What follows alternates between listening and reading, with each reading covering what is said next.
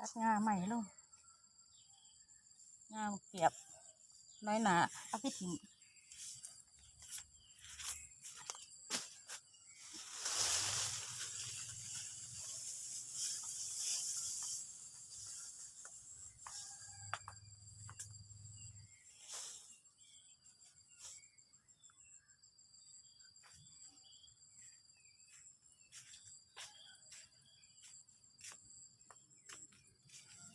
นี่ปิงก็ยังมาเป็นหน่วยเลย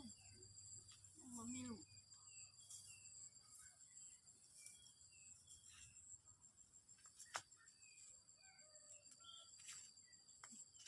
หอย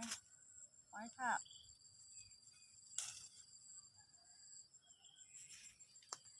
หอยขากหน่อยขึ้นต้นมะเขือหลายขึ้นต้นได้ใบเหลืองไปเบิด